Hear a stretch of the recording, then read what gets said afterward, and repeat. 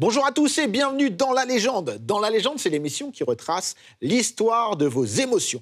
On parle de cinéma, de jeux vidéo, de manga, on parle de tout, on parle de culture. Et aujourd'hui, on s'attaque à un immense monument, SOS Fantôme.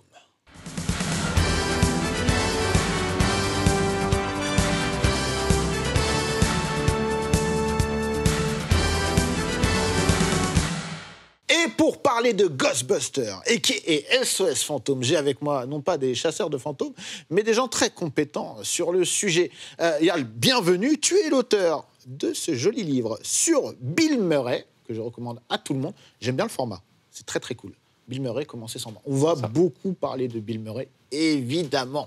À tes côtés, nous avons Aitem. Bienvenue, Aitem. Tu es dans l'univers du jouet, on va dire. Hein, très bien, et un grand fan de SOS Fantôme. Exactement. Bienvenue chez nous. Et évidemment, Romain, a.k.a. Archeo Toys, faiseur de contenu, faiseur de rêves et de légendes. La chaîne que je recommande à tout le monde, Archeo Toys. Et évidemment, un gros fan de Ghostbusters également. Alors, messieurs, commençons par le début, par la genèse du film.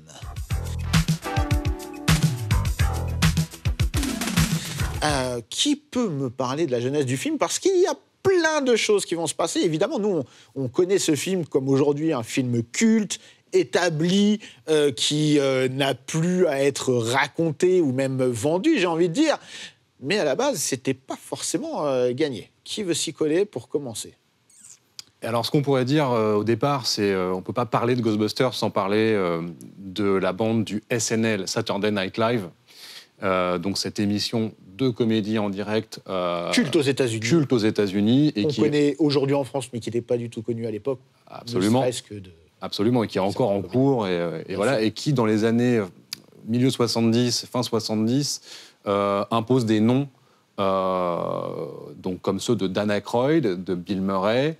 D'abord des gens comme Chevy Chase, après il y aura Eddie Murphy, et puis des gens comme Mike Myers, et j'en passe.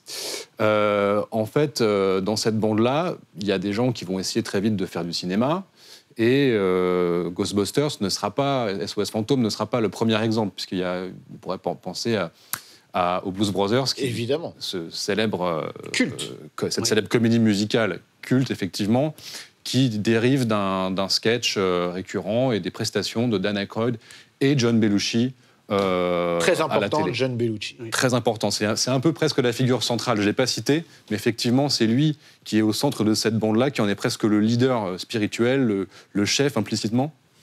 Et il y a un projet donc, qui circule par... c'est Dan Aykroyd qui l'a écrit, tout comme il avait écrit, co-scénarisé les Blues Brothers.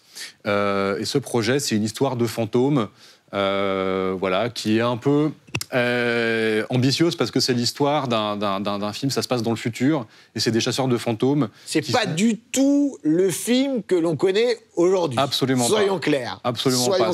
C'est très baroque, très long, très ambitieux. Et Harold Ramis, qui est un autre de cette bande-là qu'ils ont connu sur les bancs de leur théâtre d'improvisation qui s'appelait le Second City. Harold Ramis, lui, il va recevoir le projet de Dan Aykroyd qui est, comme il le dit, épais comme le bottin. Et il va essayer de réduire un peu cette histoire pour que ça donne quelque chose qui est plus ancré dans la réalité de New York à ce moment-là, des États-Unis à ce moment-là, et mélanger en fait l'élément fantastique avec une forme de réalité. D'ancrage dans la réalité. D'ancrage très réaliste, enfin pas très réaliste, mais en tout cas, on est dans l'humeur des années 80 et de l'Amérique à ce moment-là. Et l'idée étant de confier le rôle principal de l'un des futurs chasseurs de fantômes, qui deviendra Peter Venkman, à John Belushi, justement. Alors, on va s'arrêter là pour le moment, parce que, évidemment, ce n'est pas John Belushi qui va interpréter le rôle parce qu'il décède prématurément. Mais on va peut-être s'attarder, avant de passer sur le casting, sur l'écriture de ce film, puisque tu as cité Harold Ramis, qui va venir co-scénariser. Mais cette idée de fantôme, elle vient d'où à la base? Elle vient de Dan Aykroyd, et désolé pour l'accent. En fait, lui, il est dans les sciences occultes depuis tout petit avec sa famille. Son père a fait des livres sur le sujet. Il est très fasciné par le surnaturel. Il croit aux fantômes, lui, personnellement. Donc, il est aussi comédien du SNL. Et il s'est décidé un jour vraiment de allier un peu les deux, ces deux passions, en fait, clairement. Mais ça vient de son grand-père, à la base. Son grand-père, je crois, oui. Son grand-père qui... Mais je crois que son père aussi a... Oui, son père aussi, mais son grand-père était quelqu'un, peut-être Romain, tu peux nous en parler, qui était ancré dans cet univers-là. Oui. Alors effectivement, très reconnu. Son grand-père était reconnu comme étant un grand mage, on peut dire, on va presque aller jusque-là. On est dans un milieu qui est un peu particulier, celui de la Kabbale, entre autres, avec du coup beaucoup de légendes aussi. Et je pense que le jeune Dan Aykroyd, qui grandit là-dedans, va aussi garder un petit œil critique là-dessus. On va le retrouver notamment dans les films.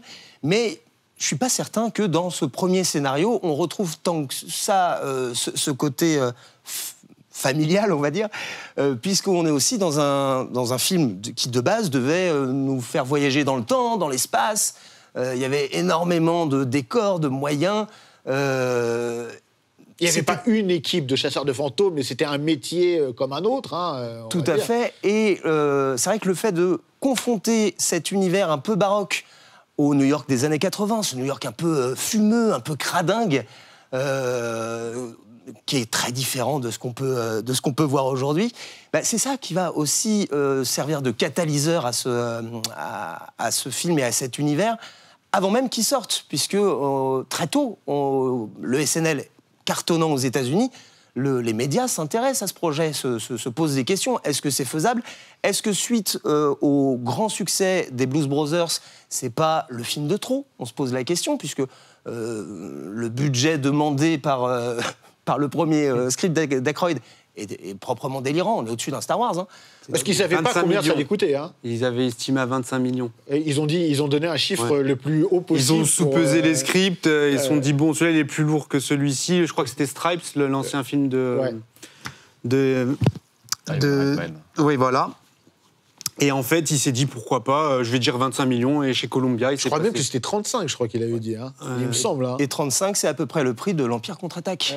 Ouais. Donc ça laisse un peu songeur. Alors effectivement, on est sur une jeune génération de comiques qui est en haut de l'affiche à cette époque-là, avec des comédies qui sont un peu potaches, on peut le dire aussi. On parlait de Chevy Chase juste avant, qui est reconnu comme un grand comique aux États-Unis, qui est dans des comédies un peu familiales, un peu qui sont cultes aux US, mais beaucoup moins ici, quoi. Beaucoup moins ici. Il y a un exemple parfait, c'est par exemple un film comme Caddyshack, qui s'appelle en français Le Golf en folie. Donc un film dans le milieu du golf. Déjà, c'était pas évident. Ça correspond à quelque chose dans la société américaine qui est, c'est l'image parfaite de la lutte des classes, en fait. C'est-à-dire, vous avez les nantis qui se retrouvent dans le country club pour jouer au golf, et puis vous avez les caddies. Donc les caddies, c'est les personnes qui vont ramasser les balles, et puis aussi qui vont porter les sacs, aiguiller tactiquement le joueur, etc.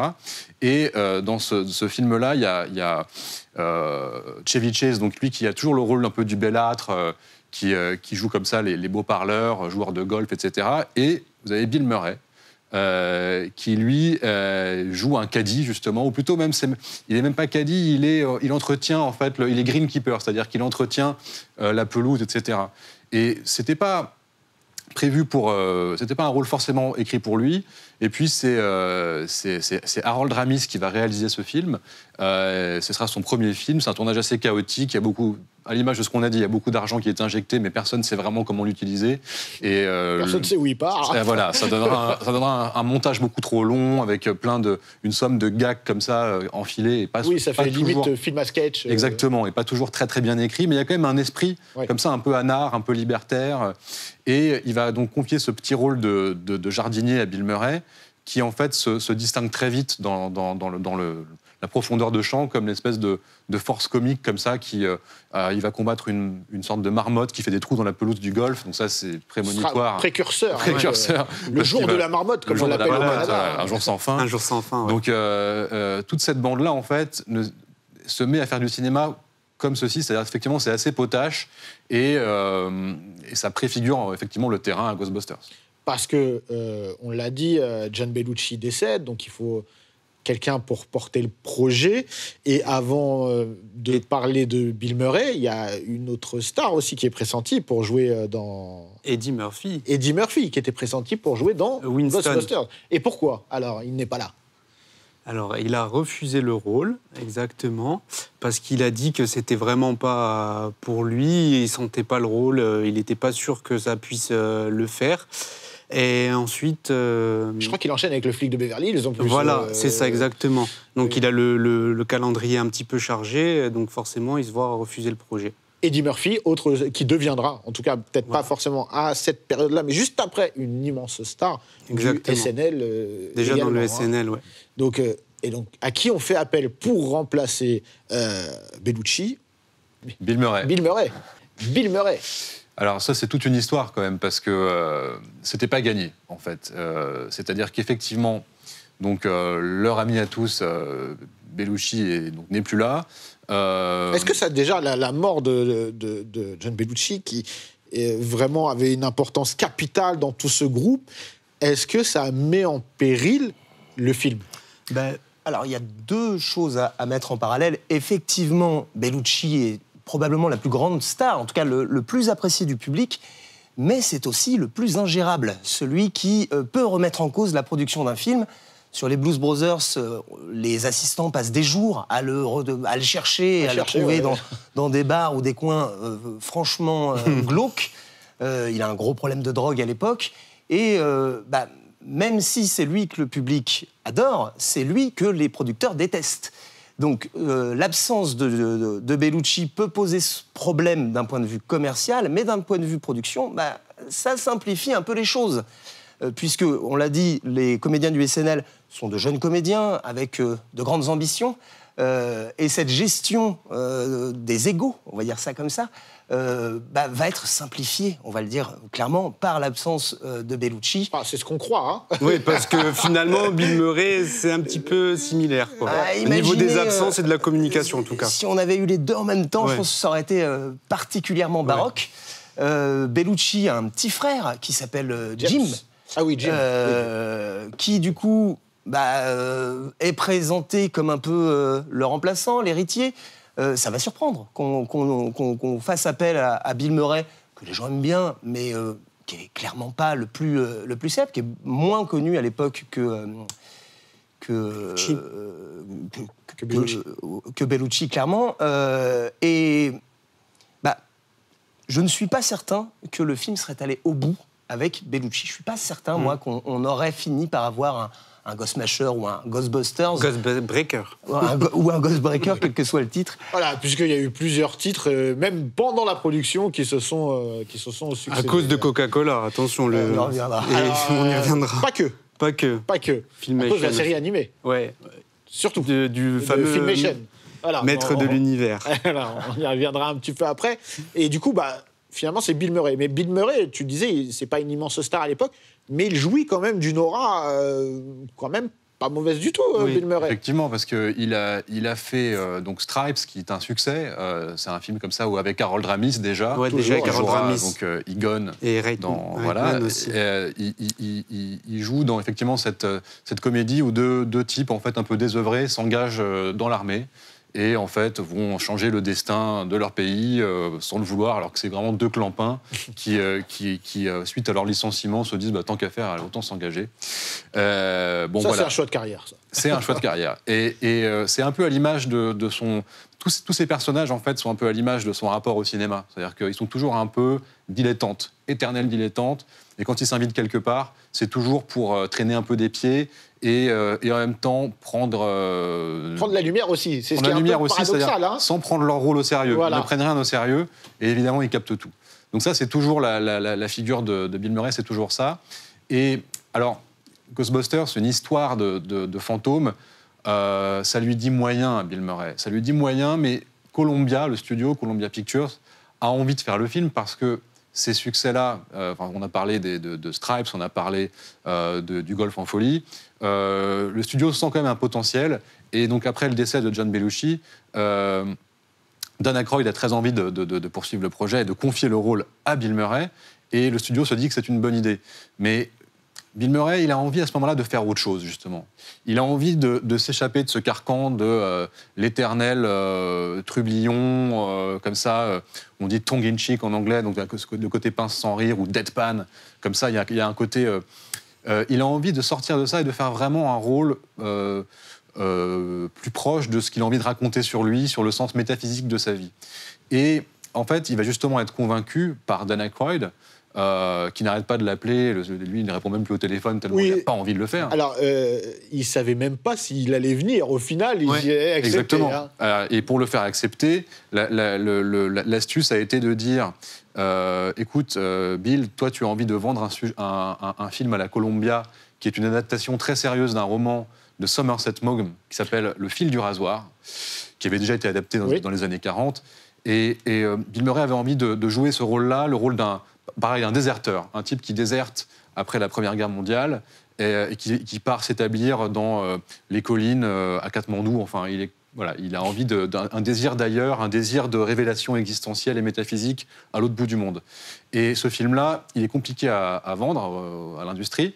Et Dan Aykroyd lui dit, mais si tu dis à Columbia que tu joueras dans Ghostbusters uniquement à condition qu'ils te financent le fil du rasoir, ils accepteront, ils te mangeront dans la main. Et donc Bill Murray, en fait, à la condition qu'on lui finance son side project, entre guillemets, son film sérieux, il accepte et il dit banco pour SOS Fantôme. Et moi, j'ai une question quand même par rapport à Bill Murray. Est-ce que c'est pas aussi, je ne sais pas, si c'est pas Sigourney Weaver aussi qui lui a fait un petit peu changer d'avis, sachant qu'elle arrivait après lui dans le casting, est-ce que ça l'a pas fait réfléchir pour se dire raison de plus pour participer au film ? Ben, c'est possible. Ça, on n'a pas la réponse. J'ai pas la réponse et peut-être qu'elle existe, mais c'est vrai que les autres comédiens peuvent souvent influencer un choix. Enfin, surtout Sigourney Weaver, pardon, on y reviendra après, mais le fait est qu'elle challengeait vraiment le jeu de Bill Murray parce qu'elle vraiment elle transcendait les scènes quand elle était avec lui et au final, il était un peu aplati par le talent de Weaver, qui sortait d'un succès incroyable avec Alien. Alors, on a des comédiens, donc on a Harold Ramis aussi, qui va venir compléter cette bande. Alors, il est co-scénariste, il se retrouve dans le film. Comment ça se passe, messieurs ?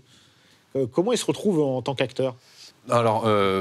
D'abord, en tant qu'acteur, effectivement, il s'était fait quand même remarquer. Oui, il était déjà comédien. Voilà, il était déjà comédien, et c'est vrai qu'il avait, comme c'est au départ quelqu'un qui a un génie comme ça du dialogue. C'est quand même quelqu'un qui il écrivait des blagues dans Playboy, parce qu'il a été journaliste, Harold Ramis, dans les années 70, en même temps que comédien. Et il écrivait des petites rubriques comme ça, un peu satiriques, dans un journal de Chicago, et effectivement des histoires drôles dans le magazine Playboy. Et on se dit à ce moment-là, quand il est en train d'écrire le projet, que finalement, le côté justement, cette espèce d'humour qui tient au personnage de Egon, c'est-à-dire, ça tient à des petites phrases, un espèce de vocabulaire comme ça, de spécialiste scientifique, très nerd, voilà, oui. et avant l'heure presque. Et donc, il y a quand même quelque chose, on se dit que c'est lui qui est le mieux placé pour incarner ça, c'est-à-dire le génie de la petite phrase avec un vocabulaire un peu obscur et un jargon technique qui va provoquer l'effet comique. Donc je pense que c'est ça à peu près les raisons qui font que c'est assez naturel que lui, il incarne. À la différence de la plupart des autres, qui sont des interprètes, lui est un auteur. Et c'est vrai que ça va vraiment se sentir, même dans son interprétation. Encore une fois, même si ces blagounettes dans Playboy étaient d'excellente qualité, on le voit, en tout cas dans les studios, comme c'est des blagueurs à base de poète-poète. Je pense par exemple au film « Arrête de ramer, t'es sur le sable ». Certaines blagues sont plus proches de comédies françaises des années 80 ou des années 70. Plutôt, 70. Que ce qu'on pourrait attendre d'un blockbuster comme Ghostbusters. Mais il va non seulement prendre sa place, mais devenir aussi central. C'est le personnage de scientifique dans le film. Il n'y a pas de Ghostbusters sans Egon, mais c'est lui aussi autour duquel va se créer une équipe. Alors, parfois, ça lui causera des soucis ou de la malchance, Mais le vrai chef, au final, c'est lui. C'est lui qui va, pendant toutes ces années, porter la licence, on y reviendra, hein. Mais complètement. Sans lui, pas grand-chose ne serait sorti de toute cette affaire. Surtout l'introduction du troisième film Afterlife, elle est quand même bien centrée autour de ce personnage, quand même. Surtout que Harold Ramis est décédé en 2014. Donc voilà. Alors, on a un premier trio, mais en fait, Ghostbusters, c'est pas un trio, c'est un quatuor. C'était un trio, après, c'est passé en quatuor. Allez, vas-y, je t'écoute, Etem. Oui, effectivement, surtout qu'ils ont fait appel à Hudson, qui devait arriver dans le scénario déjà assez tôt, à la page 28. Et il s'est avéré que pendant le tournage, il était un peu frustré parce qu'ils l'ont un petit peu coupé, il a été mis de côté, il arrivait qu'à la page 65 du scénario, donc un peu tard. Il devait avoir une backstory un peu plus développée, tout ça, il était un peu frustré. Un peu beaucoup, hein. Un peu beaucoup, et je crois que c'est Harold Ramis, justement, qui disait, bon, t'inquiète pas, ça va aller, mais... S'il y a un 2, on te mettra bien en avant. Mais il devait arriver bien avant. Il arrive au bout d'une heure, 45 minutes, une heure de film. Exactement, ouais. Et il passe d'un personnage qui aurait dû être un vétéran de l'armée de l'air, je crois, un ancien pilote, à un intérimaire. Alors, parfois, ça a été un peu critiqué du fait que le seul personnage afro-américain de l'équipe ait vraiment un rôle... de service. Oui, à l'époque, c'est comme ça qu'on le disait, du moins. La suite a montré que Hudson a eu une très très belle carrière. Il a été directeur de prison dans Oz. Merci. Merci d'avoir cette référence. Autant je l'adore dans Ghostbusters, autant il m'a terrifié dans Oz. Excellente série qu'on recommande à tout le monde. Enfin, pas à tout le monde, pas aux plus jeunes, mais voilà. Aux plus avertis. Et ce qui est particulièrement intéressant, c'est que ça a probablement été le moins célèbre pendant de nombreuses années, mais c'était le plus présent pour les fans. Et mine de rien, pendant 25 ans, Hudson faisait la plupart des salons. C'était très facile de pouvoir avoir un petit autographe, une photo. C'est assez fou de se dire que c'est lui qu'on voit le moins dans le premier film, c'est lui qui a été le moins payé également, et c'est lui qui a le plus porté la chose auprès du grand public pendant aussi longtemps, probablement pour pas grand-chose au final, pour nous faire plaisir. Alors, c'est intéressant. Il y a un point que j'aimerais soulever, enfin, du moins revenir sur un point que tu as évoqué, sur le fait que c'était un Afro-Américain et que c'était un rôle qui n'était pas majeur. Mais Ivan Reitman, on va arriver sur lui après, le réalisateur, dit qu'au contraire, pour eux, offrir ce rôle-là, à cette époque-là, à un Afro-Américain, c'était un signe de représentation. Voilà, ils y voyaient quelque chose de positif parce qu'à cette époque-là, c'était pas forcément le cas. Je pense que c'est sincère parce que le premier choix, c'était quand même Eddie Murphy. Donc ça restait un peu sincère dans ce qu'il dit, oui. Effectivement. Après, Eddie Murphy, je pense pas qu'il serait contenté du rôle. Oui. La même mais il était prévu pour être dans le rôle principal, donc voilà. Bien sûr. Ouais. Au-delà de sa couleur de peau, il y a aussi le côté socialement, c'est quelqu'un qui vient, on sent qu'il est plutôt prolétarien. Il y a quelque chose de représenté. Il se rattache au public, en fait. Il se rattache au public, et c'est pour ça qu'on disait le souci, en fait, de marier le fantastique avec des éléments plus proche du public, plus proche d'un New York comme ça, terrien, des années début 80, et ben ça passe aussi beaucoup par ce personnage. Avec sa fameuse phrase à la fin du film, « J'adore New York ». J'adore New York. Comme quoi, limite, c'est un double sens. Mais New York est un personnage à part entière de Voilà, moi, c'est un Ghostbusters. personnage secondaire, pour je considère. Moi, honnêtement, à chaque fois que je vais à New York, je peux pas m'empêcher, quand je passe devant la bibliothèque, même pas, juste la bibliothèque municipale de New York, pour moi, c'est Ghostbusters. Il y a plein de lieux que tu retrouves, c'est Ghostbusters. Et c'est, je sais pas si vous allez être d'accord avec moi, mais c'est aussi une photographie de l'Amérique des années 80 à cette époque-là et du New York de cette époque-là. On le voit notamment avec les figurants, on le voit avec les foules qu'on peut retrouver. Il y a des punks, il y a des rabbins, il y a de tout. Ça matérialise tout la New York, pop culture des années 80, c'est tout ce qui est jeu Basquiat, Kiss Haring et j'en passe, le skate, voilà, et la culture pop en globalité, ce genre de film. Voilà, 84, il y avait d'autres films comme Gremlins. C'était en plein développement, et Terminator, et voilà. Les gens, ils étaient friands de ce genre de films cultes, de blockbusters. C'était en plein développement. Là, il y avait des effets spéciaux en plus. Alors oui, très important, on va y revenir. Mais je pense qu'on va passer au réalisateur, qui est Ivan Reitman. On l'a évoqué un petit peu avant. Ivan Reitman, qui est canadien, hein, donc il connaît certains membres du staff qui sont canadiens aussi. Est-ce que c'était pas le réalisateur parfait pour ce film ? Déjà parce qu'il a fait du cinéma. Enfin, il a fait des films avec donc cette bande-là. Donc, il est producteur sur le film de John Landis qui s'appelle Animal House, qui est ça aussi, c'est un immense succès, vraiment de college comedy, c'est-à-dire un film de campus sur la vie étudiante, les fraternités, les fêtes, c'est la bringue, avec John Belushi qui se fait remarquer comme personnage truculent et voilà. Et donc, il est producteur de ça. Il a travaillé aussi, donc il a réalisé Stripes avec Bill Murray et Harold Ramis. Et c'est quelqu'un, effectivement, tu l'as dit, qui vient du Canada et de l'épouvante canadienne. C'est-à-dire qu'il a quand même travaillé et produit David Cronenberg. Et Cannibal Girls aussi, le fameux film à petit budget. Voilà, il a gravité là-dedans, donc dans ce cinéma d'horreur, un peu de bric et de broc, mais déjà avec un génie de l'angoisse. Enfin, il y a quelque chose de Cronenberg. Donc, quand on voit ses premiers films, ils n'ont rien à envier au suivant. En tout cas, c'est mon avis. Et on entend par exemple quelques détails. Par exemple, si vous revenez à ces films-là, vous voyez comment le son est traité, ces espèces de petits grésillements synthétiques. On les retrouvera dans Ghostbusters.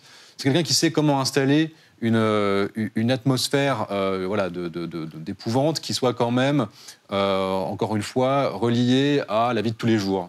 Et donc cette scène comme ça, par exemple, on pense à la scène où Sigourney Weaver rentre chez elle et trouve les œufs qui cuisent tout seuls, et ouvre son frigo, et là, elle découvre Gozer. Enfin bon, c'est allier les petites... Voilà, c'est typiquement ce genre de petits détails, le marshmallow qui est déjà à côté, des petits détails de la vie de consommateurs américains. Comme tu l'as dit, épouvante, c'est vraiment un terme particulier et qui sied bien tant à Ivan Reitman que aussi à Ghostbusters, en vrai, parce que Ghostbusters, c'est un mélange de plein de choses. Ouais. C'est, moi, honnêtement, alors j'ai un rapport très particulier avec ce film parce que c'est le premier film que j'ai regardé sur la télé que j'avais dans ma chambre, que mon beau-père avait trouvé dans la rue. Ça, l'histoire. Télé noir et blanc. Et la première scène dans la bibliothèque m'a terrorisé exactement pendant très longtemps. C'est-à-dire qu'il y a cette volonté de faire peur, pas trop peur, à certains moments, mais en accentuant à d'autres. C'est un vrai pari aussi dans ce genre de film. Oui. Parce que c'est... Comme on disait, dans les années 80, je parlais des films, mais il y avait aussi, c'était la grande époque des films d'horreur, les Jason, les Freddy, et j'en passe, les Chucky et tous les... Eraserhead, et voilà, il y en avait plein. Et j'avoue, c'est ça qui est un peu intéressant dans Ghostbusters, c'est qu'on a un petit peu de ça dans certaines scènes, un petit peu d'épouvante, mais aussi de la science-fiction, mais vraiment tout bien ciblé, encadré par de l'humour. Donc ça fait un petit peu la formule parfaite, avec une harmonie parfaite, qui fait que ça correspond, même les plus jeunes, ils peuvent regarder ça, et bon... Après, est-ce que c'est pas un des premiers films qui arrive à mêler... je pense à Vampire, vous avez dit Vampire également. Oui, voilà.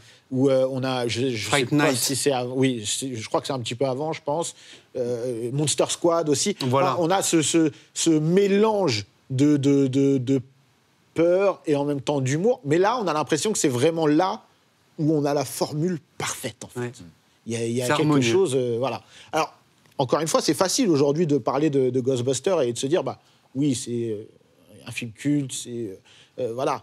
Mais faut le remettre dans le contexte. On le voit là sur le plateau, Ghostbusters a réussi à faire quelque chose d'incroyable, à mon sens. C'est d'imposer une iconographie, d'imposer tout un tas d'objets cultes. Alors, on pense... Romain, si tu veux prendre la parole, vas-y. Hein, je t'en prie, je vois que tu trépignes. Ne serait-ce que le logo. Hein. Le logo est incroyable, le fameux logo No Ghost. Mais le plus fou, c'est que tous ces magnifiques objets qui nous accompagnent, à la sortie du film, eh bien, il n'y a strictement rien. Toujours en retard. Il n'y a pas de jouets. Pas de jouets, pas de t-shirt. Ouais. Le seul produit dérivé... Alors que dans le film, il y a quelqu'un qui porte un t-shirt. Oui. Et alors, pendant l'été 84, tout New York va porter des t-shirts Ghostbusters fabriqués dans des ateliers clandestins à New York même. Le seul produit dérivé qui va être proposé et qui va arborer ce superbe logo, eh bien, c'est le CD, le vinyle Bien sûr. de l'ami Ray Parker Jr. On est aussi à un moment où la musique... Je te coupe.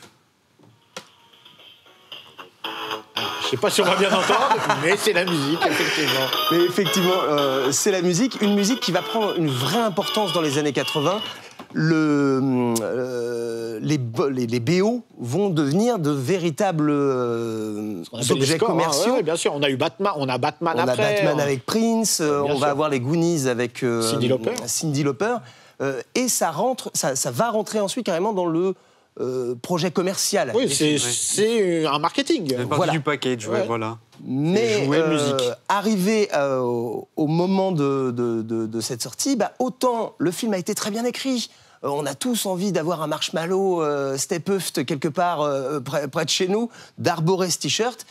Et il n'y a pas grand-chose à se mettre sous la dent, ce qui va créer beaucoup de frustration chez les consommateurs, mais aussi chez les producteurs qui se disent « Flûte, on n'y a pas trop cru parce que c'est une comédie et que les comédies ne rapportent pas d'argent. » Puis c'est pas forcément destiné aux enfants à la base. Hein. Oui. Tout à fait. Exactement. L'histoire nous dira que les choses vont aller bien différemment de ce qui a été prévu. Mais toute cette iconographie-là, autant elle est bien prévue par les auteurs, autant pour le studio et pour les producteurs, c'est un gentil film de frisson d'épouvante drôle, mais il n'est pas fait pour devenir ce blockbuster de l'été. Ils n'étaient pas prêts, un peu comme Star Wars, c'était un peu la même chose. Hein. Ils n'étaient pas prêts, ils étaient très en retard sur la production des jouets.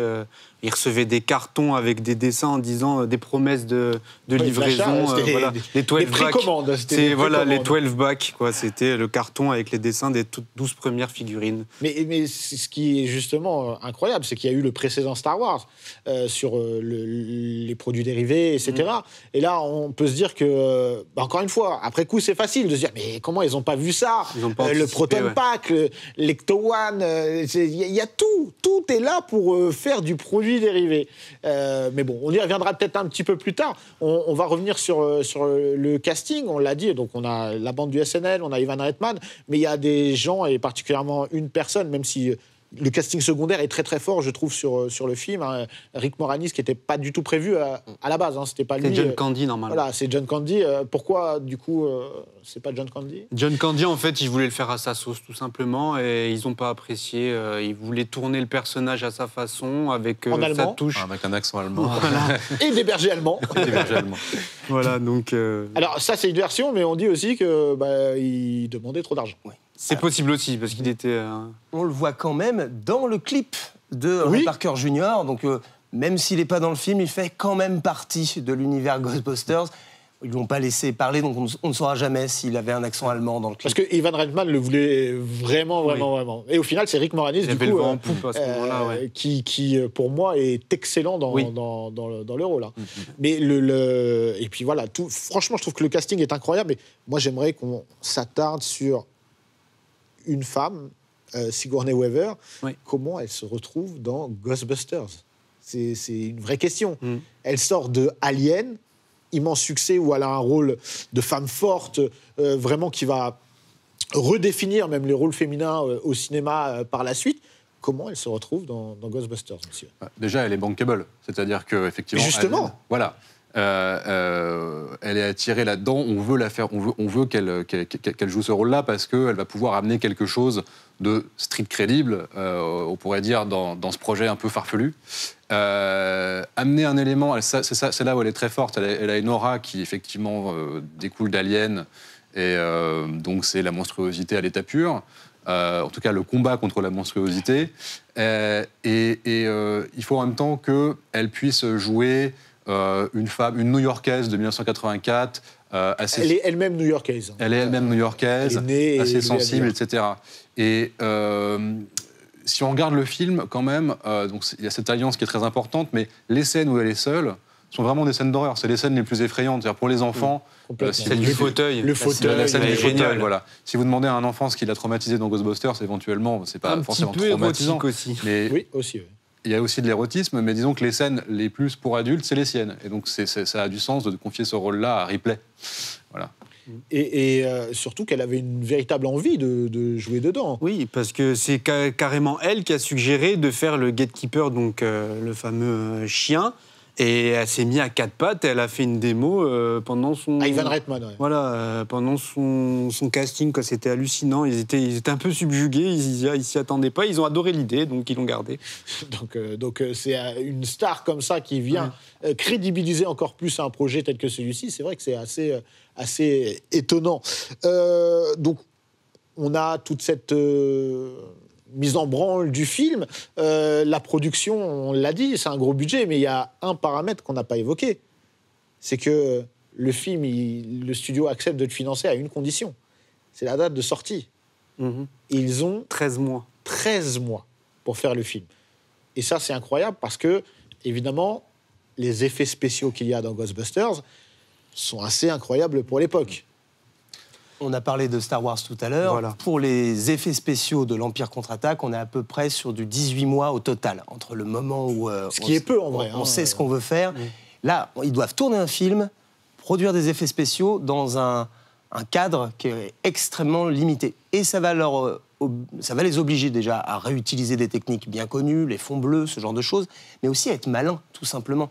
Les fantômes qu'on peut voir dans Ghostbusters utilisent pour certains des techniques qui datent du 19e siècle, le fantôme de Pepper, par exemple. Des choses qui, dans le rendu, peuvent paraître simples, mais qui fonctionnent. Effectivement, quand cette bibliothécaire nous saute au visage après avoir nous demandé à ce qu'on se taise, c'est proprement terrifiant. Quand on a cette scène où on a cette très jolie femme qui est une femme fantôme qui vole au-dessus du lit pendant le rêve, tout à fait. Ce sont des choses qui, encore une fois, sont très simples, sont bien moins compliquées qu'on pourrait l'imaginer aujourd'hui, mais qui nous prennent aux tripes, qui prennent l'enfant qu'on a tous en nous par la main et qui lui rappelle qu'il y a peut-être quelque chose sous son lit. Je pense que c'est vraiment ça, la force de Ghostbusters. Ce sont des choses qui... Sous son lit ou dans son frigo. Ou dans son frigo. Au choix. Mais ce sont des techniques qui faisaient déjà frissonner nos arrière-grands-parents. Vraiment des techniques de magiciens, au final. Illusion. Oui, Méliès, l'illusion. Oui, et puis ils ont Harlem, composé aussi avec des choses, avec des marionnettistes, on peut l'évoquer maintenant, mais le fameux bouffe-tout. Le slime. Oui, voilà. En fait, on parlait de Belushi tout à l'heure, mais en fait, Belushi, post-mortem, il a participé à Ghostbusters d'une certaine manière. Puisque c'est un hommage. Voilà, tout simplement. En fait, Slime, il est plus ou moins calqué sur le visage de Belushi. C'était un souhait qu'il voulait pour rendre hommage aussi à son cher ami qui est mort. En fait, il était en plein dans l'écriture du scénario et il a appris la nouvelle et il a quand même continué. Il s'est dit, je finis quand même le scénario.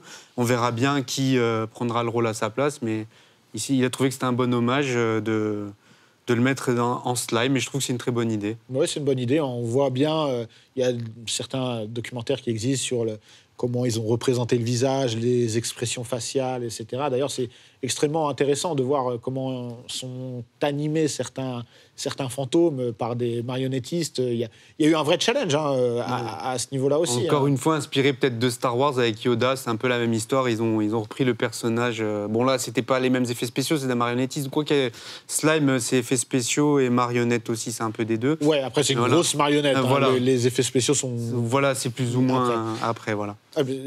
On peut dire aussi que c'est les années où ALM, le studio d'effets spéciaux, donc qui s'est illustré déjà avec Star Wars évidemment, mais il y a une manière comme ça de à chaque fois marquer une sorte de tournant, une étape supérieure. C'est-à-dire que là, les effets spéciaux dans Ghostbusters, ils ont aussi une dimension un peu cartoon. C'est-à-dire qu'on se rend compte qu'on peut non pas créer de l'illusion ou amener un monstre crédible et comme ça qu'on crée, qu'on a envie de toucher ou alors qu'on craint, mais aussi d'amener presque de manière, j'allais dire, Roger Rabbit avant la lettre, le cartoon dans le cinéma. Bien sûr. Voilà. Mais techniquement, de toute façon, les effets spéciaux, c'est du ALM parce qu'en fait, ils voulaient ALM pour le film. Ils ont pensé à eux, évidemment, dès le début. Mais manque de bol, ils étaient en plein dans le tournage de Indiana Jones et le Temple Maudit, donc c'était pas disponible.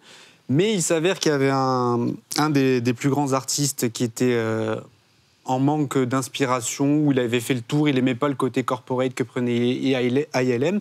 Donc il a décidé de monter sa propre boîte et il a recruté quelques personnes d'ALM. Et ils ont même mis une condition à Columbia, en fait. Ils leur ont demandé 5 millions de dollars pour tourner le film supplémentaire pour qu'il puisse créer sa propre boîte.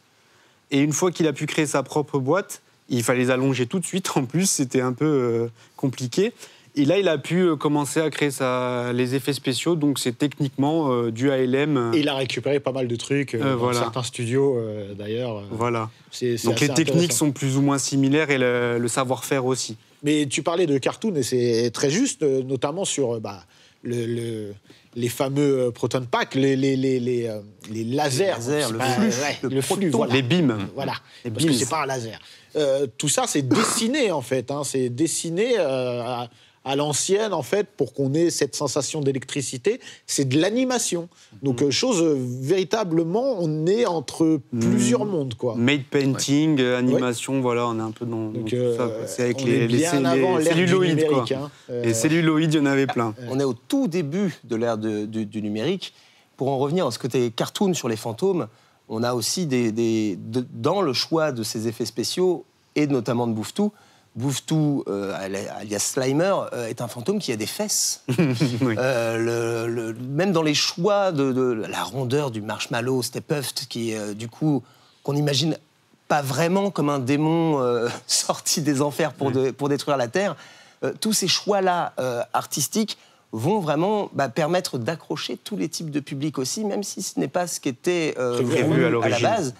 Et le plus fou, c'est de se dire que ça n'a pas été fait pour des raisons commerciales. On ne les a pas placés là pour en faire des jouets, comme on le ferait aujourd'hui. Oui, On fait pour s'amuser, vraiment. Oui, c'est là où il y a une véritable direction artistique qui n'est pas motivée par le commercial. Uniquement. Pas uniquement. Pas uniquement. Non, mais je veux dire, comme tu le disais, ils n'ont pas fait ça, sinon ça aurait été prémédité.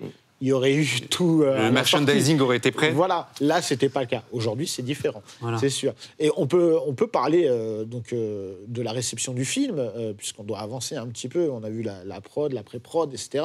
Maintenant qu'on a dit tout ça, le film, quand il sort... c'est un raz-de-marée. Il y a quoi en face au cinéma ? Il n'y a pas un Indiana Jones en face ? Ouais, l'année 84, c'est une grosse année quand même. Il me semble bien. Très grosse année, oui, parce qu'effectivement, Indiana Jones, enfin le Temple Maudit, effectivement, le deuxième volet. Gremlins. Gremlins, en effet. Et là, il y a une parenté aussi, parce Bien que sûr. c'est l'idée qu'il y a les Gremlins qui envahissent le Midwest et puis les fantômes New York. Donc, à la fois, c'est une concurrence, je dirais, mais une concurrence qui est propice, en fait, parce qu'il y a un esprit comme ça, l'Amérique, Hollywood, et puis même le monde entier, l'Occident, est prêt pour cette espèce de mélange de comédie et de fantastique. Et donc, c'est effectivement un raz-de-marée qui va transformer ces gens qui sont, donc ces visages qui sont associés au SNL et à quelques comédies à succès, aux États-Unis, en superstar international. Et notamment Bill Murray. C'est-à-dire que lui, pour lui, c'est un changement radical. Et là, je reviens à ce que je disais tout à l'heure, c'est-à-dire que c'est un changement d'autant plus radical qui va complètement éclipser ce succès-là, le film que lui voulait faire à côté, dans lequel il joue et qui coproduit, donc le fil du rasoir, donc son rôle de... Qui voulait véritablement... Voilà, son rôle, c'est quasiment un rôle autobiographique déguisé sur le sens de sa vie.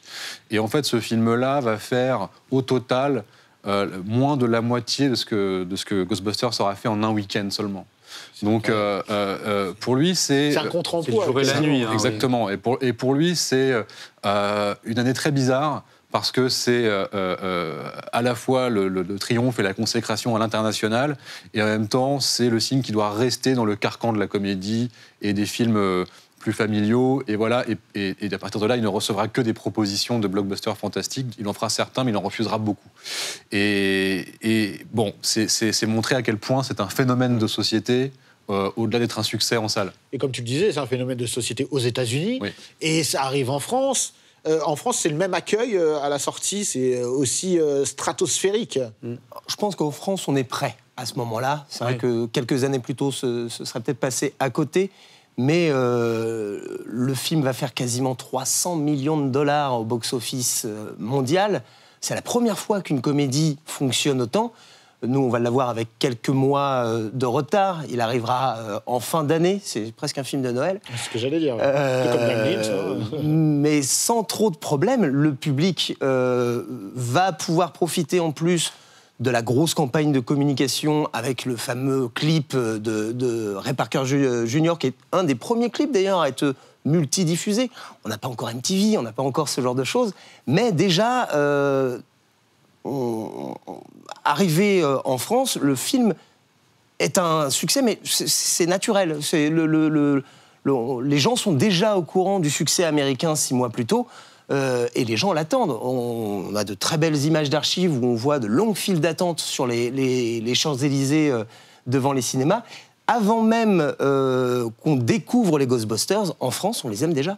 Ouais, c'est ça qui est fou pour moi, c'est que j'ai l'impression que Ghostbusters, c'est pour ça que c'est intéressant de faire cette émission aujourd'hui, c'est un premier pavé vers une route qui va devenir le marketing traditionnel du blockbuster. Mais encore une fois, qui a été initié sans même le vouloir. C'est-à-dire, on parlait tout à l'heure de la musique, une musique qui a été composée de manière aussi un petit peu précipitée. Hein. On parle de l'iconographie, d'éléments du film qui sont tout de suite reconnaissables, qui sont assimilables au film et qu'on peut détacher et après avoir en produits dérivés. Il y a tout ça dans un même film, mais voilà, encore une fois, peut-être que je suis naïf, mais j'ai pas l'impression que ce soit une volonté marketing à la base. Non, et en plus, c'est ça qui est étonnant, c'est qu'au départ, c'est un film qui est là, sans en avoir conscience, il est raccord avec son époque et raccord avec ce côté, j'allais dire marketing, c'est que c'est un film sur la libre entreprise. C'est une fable, en fait, sur la sortie du public pour aller dans le privé. Et on est quand même dans les années, ce qu'on appelle les années Reagan, la présidence de Ronald Reagan. Et comme on dit, il y a un cinéma réganien, c'est-à-dire qui porte de manière parfois inconsciente et parfois pas, l'esprit comme ça d'entreprise entrepreneuriale. Rambo 3, par exemple. Ouais, déjà, on sortait de la guerre du Vietnam et tout, donc ils avaient besoin d'un vent de fraîcheur aussi à cette époque-là. Voilà, et donc là, il y a cet esprit comme ça, tenter l'aventure du privé et fonder votre entreprise. Et c'est ce que font ces scientifiques, finalement, qui sont virés de leur fac et qui sont des chercheurs purs et durs et qui vont tenter l'aventure du privé. Et le film, en fait, assez étonnamment, va reconduire cette espèce de climat comme ça, de marketing et de consommation, en devenant en soi une licence privée qui, encore aujourd'hui, augmente son capital. Complètement. Et donc, on va maintenant aborder justement tout l'à côté, c'est-à-dire qu'on parlait des jouets, on parlait aussi du nom du film qui... Pendant la production, ne serait-ce que sur la caserne des Ghostbusters, il y a eu plusieurs noms qui sont interposés et interchangés. Alors, Aitem, tu nous donnais la raison tout à l'heure. C'est Ghostbreaker, voilà. En fait, ils n'avaient pas encore les droits parce que c'est Filmation qui possédait une série des années 70 avec un gorille un peu humoristique qui s'appelait Ghostbusters. Donc le problème, c'est qu'ils ne pouvaient pas utiliser ce terme. Ils ne voulaient pas payer à la base. Et voilà. Et donc ils étaient partis pour tourner 2 fois les scènes à chaque fois où ils mentionnaient Ghostbusters. Donc c'était un petit peu compliqué. Et finalement, ce qu'ils ont fait, c'est qu'ils ont insisté. À un moment, il y a la foule qui criait, qui scandait Ghostbusters avant qu'ils montent dans l'immeuble. Et il y a un des membres de l'équipe qui a téléphoné à Columbia en disant « Écoutez, il y a plus de 400 figurants qui hurlent maintenant. On va pas changer de nom, on va rester sur ça. Et on restera sur Ghostbusters. » Et aussi, il y avait après des problèmes avec le patron de Columbia qui était en désaccord avec Coca-Cola, qui est une compagnie de Columbia aussi. Et il a dû, finalement, vers la fin du tournage, quitter le film. Mais il s'est retrouvé chez Universal. Et il s'avère que de là, il a pu démêler le problème et récupérer les droits de Filmation, qui sont aussi Filmation He-Man, Master of the Universe. Et ils ont pu avoir Voilà, Musclor en Pour France. les francophones. L'un des arrangements qui avait été passé avec Lou Scheimer, le fondateur Voilà. de Filmation, c'était Sur que la série si animée. il y avait une série animée, c'est lui qui s'en chargerait. Voilà. Malheureusement, cette promesse n'a pas été tenue, ce qui a créé quelques frictions 2 ans plus tard au lancement d'une série animée qui sera appelée donc du coup Real Ghostbusters, Oui, parce qu'il y a une série animée Ghostbusters qui Avec- n'est pas SOS Fantôme, avec un gorille géant. avec un gorille géant, mais une série animée qu'on a connue, nous, en France, hein, et que moi, j'aimais bien. Le logo. Voilà, mais je ne savais pas pourquoi, en fait, quand j'étais jeune, je ne comprenais pas pourquoi on avait The Real Ghostbusters et Ghostbusters. Donc je me disais, mais attends, qu'est-ce qui se passe? Est-ce qu'il y a un prochain film avec un gorille? C'est assez farfelu, quoi. Et quand sont apparus les jouets, parce que moi, quand j'étais petit, je me rappelle, attention, les jouets Ghostbusters, j'en ai mangé. J'en ai mangé. Il y a celui-ci. Voilà. Alors ça commence en 87, en fait, donc relativement tard. On est quasiment 3 ans après la sortie du film. Et le studio se dit, c'est un super succès, c'était vraiment chouette, mais on n'a pas fait beaucoup d'argent avec et les comédiens n'ont pas envie de faire une suite tout de suite. Donc qu'est-ce qu'on fait, les gars? C'est là où va naître l'idée de lancer un dessin animé qui permettrait de proposer des produits dérivés qui vont être commercialisés par Kenner qui est la firme qui distribuait notamment les jouets Star Wars.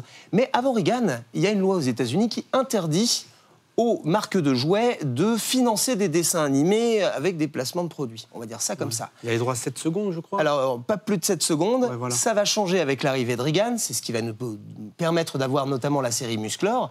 Et pour la petite histoire, cette série animée, elle n'est pas faite par n'importe qui.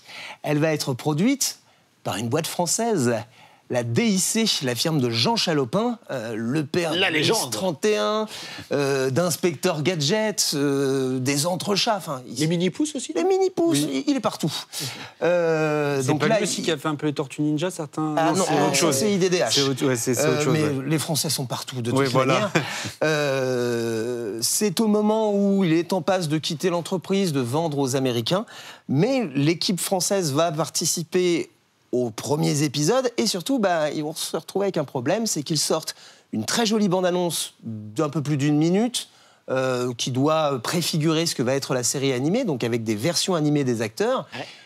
Et là, la Columbia leur dit, on n'a pas très envie de payer des royalties à nos acteurs. Est-ce que vous pourriez faire en sorte qu'ils ne leur ressemblent pas? Et c'est comme ça qu'on va avoir un Egon blond, qu'on va avoir un Peter Venkman avec une longue mèche. L'idée, et on va avoir aussi un Ray qui va devenir roux. L'idée, c'est surtout de pouvoir faire un maximum de sous avec ces jouets sans avoir trop à partager. Donc, Pas mal, hein. Je pense qu'ils en ont fait Ouais. un petit peu. ça On va parlait du côté business au début Voilà. en disant que c'était pas prêt. Là, ils étaient prêts, à mon avis. Là, je pense qu'ils se sont dit, il faut rattraper notre erreur. Voilà. Et justement, il nous reste quelques minutes. C'était vraiment sur Ghostbusters numéro 1, mais il va y avoir une suite. Est-ce que juste sur ces dernières minutes, on peut dire comment ça va se passer, mais comment est née cette suite, justement? Parce que, est-ce que Bill Murray, par exemple, il était chaud pour cette suite? C'est toute la question. C'est très compliqué. C'est quand même une relation, c'est une hate-love relationship, une relation haine-amour entre Bill Murray et cette franchise. Parce que, bon, évidemment, la suite s'imposait comme tous les succès des années 80, voire fin 70, ou en tout cas post-Star Wars, il y a l'idée de les franchiser. Et quand le projet arrive sur la table, Bill Murray dit je suis pas contre, mais je suggère qu'on tue mon personnage alors plutôt il a dit ça après, mais il a commencé par dire appelons-le The Last Ghostbusters pour éviter qu'il y en ait 3 ou 4 ou 5 après. Et c'est après, donc, après le succès de cette suite, où là, il dira carrément « je ne ferai un 3 que si on me tue », etc. Enfin, bon, ce rapport un peu compliqué à la suite du premier SOS Fantôme, il vient de ce que je disais encore une fois, le fait que Ça c'est le film l'a qu'il a mis propulsé dans un- et qu'il a propulsé et qui a complètement éclipsé l'autre Bill Murray, qui est un peu plus complexe, un peu plus sombre. Et donc, d'où ses réticences. Il avait une étiquette de Ghostbusters qu'il ne voulait pas garder. Et puis, on a l'impression qu'après Ghostbusters, il joue tout le temps pareil.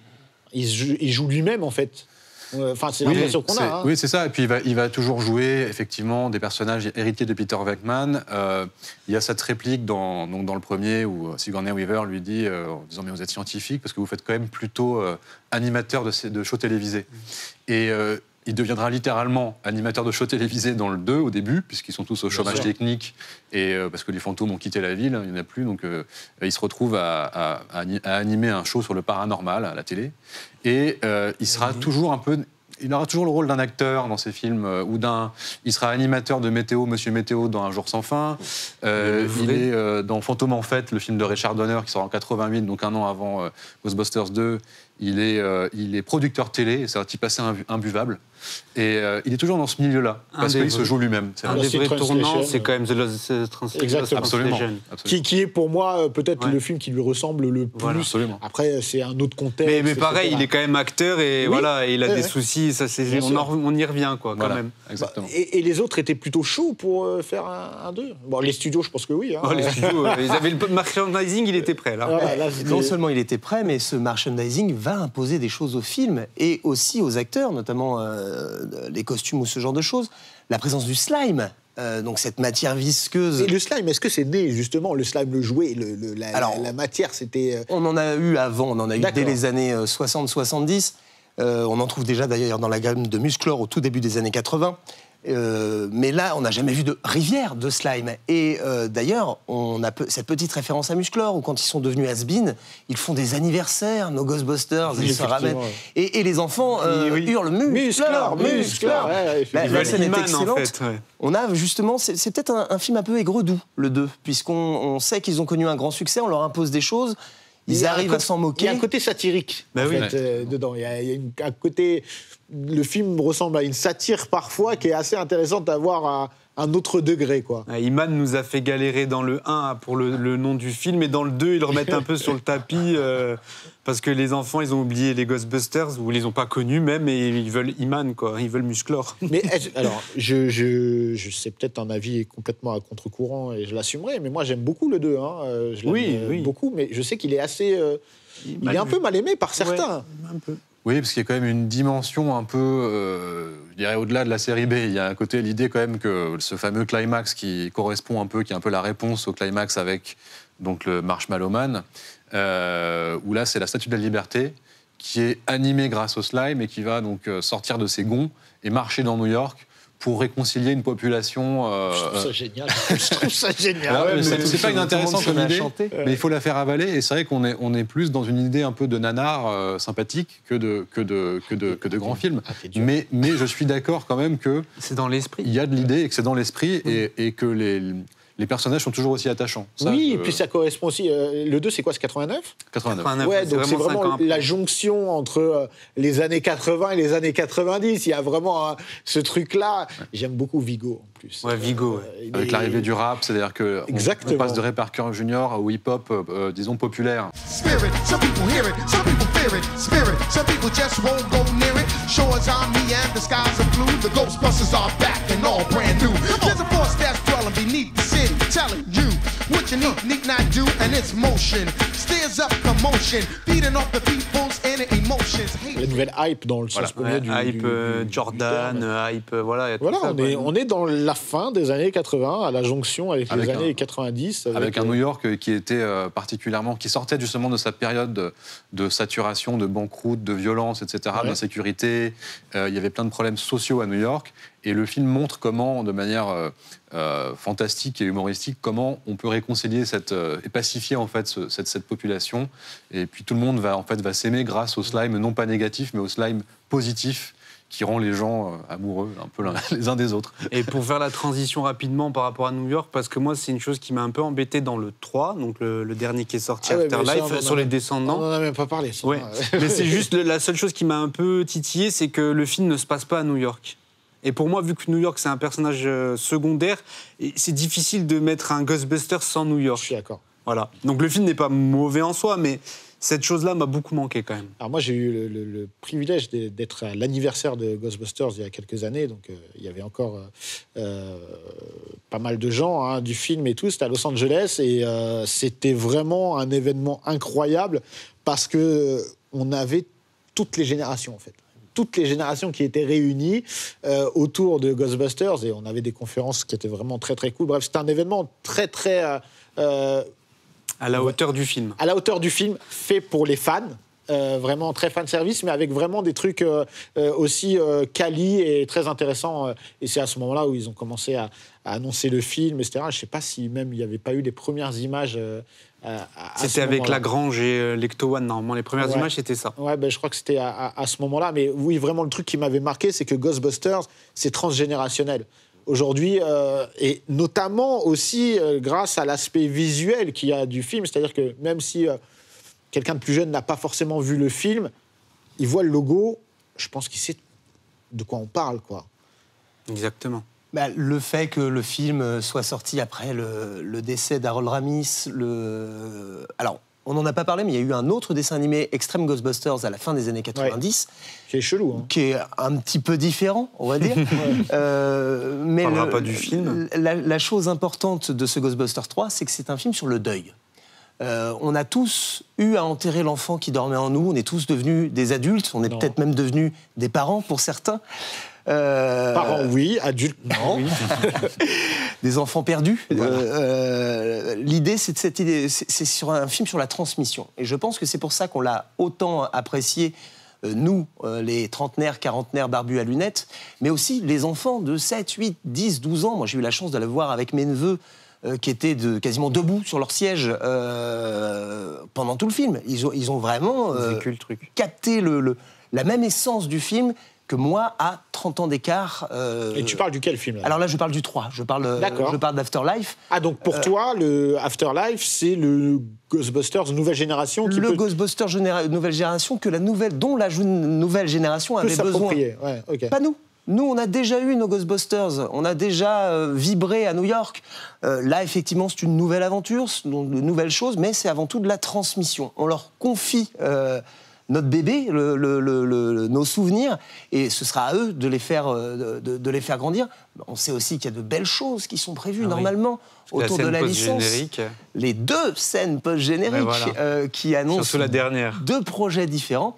Moi, j'en attends beaucoup. Je sais que j'espère pouvoir montrer Ghostbusters 7 ou 8 à mes petits-enfants. Ah, carrément Alors, 7 ou 8, c'est des franchises qui sont pas forcément super.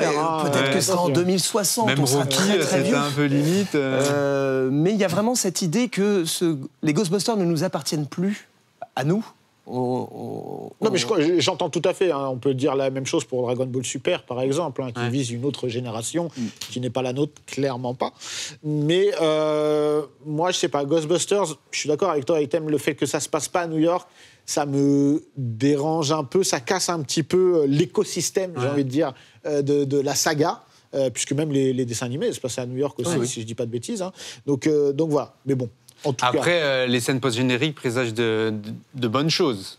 Voilà, ils avaient prévu. Je ne vais pas spoiler, donc je ne sais pas si les gens l'ont vu ou pas, mais bon. Mais voilà, je pense que ce qu'on peut penser sur ce 3 et puis sur l'avenir, c'est que les Ghostbusters sont morts, mais vive les Ghostbusters. Les Ghostbusters, c'est nous. Les Ghostbusters, c'est vous. Tant qu'on est là pour s'en souvenir et les faire vivre, c'est 4 universitaires au chômage qui auraient pu très très mal terminer puisqu'ils ont quand même des réacteurs thermonucléaires dans le dos. Ouais, voilà. Qui peuvent durer 5000 ans. Et on n'a même pas parlé, mais c'est la fin de l'émission, on n'a pas parlé du film entre... oui, voilà, mais on l'a fait exprès, je crois. Non, moi je suis pas d'accord. Je suis pas d'accord parce que j'ai pas trouvé ce film mauvais. Comment il s'appelait déjà Ghostbusters, il avait repris mais ce qui nous était pas destiné. Mais je l'ai pas trouvé mauvais. Ma femme l'a adoré.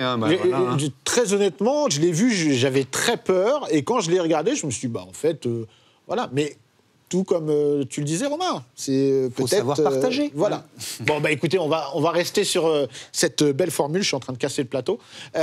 Merci à vous, messieurs. C'était très intéressant. Merci pour cette passion et pour tous ces jouets que je vais ramener chez moi.